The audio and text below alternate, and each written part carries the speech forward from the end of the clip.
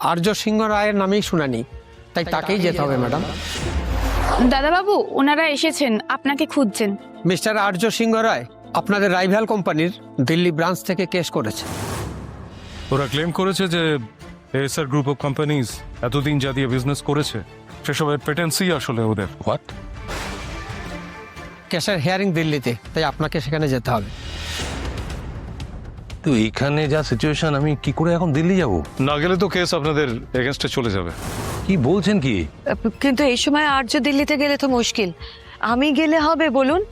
আমি রাজলক্ষ্মী সিংহ রায়, এই কোম্পানির আমি একজন অংশীদার। আর্য সিংহ রায়ের নামেই শুনানি, তাই তাকেই যেতে হবে ম্যাডাম।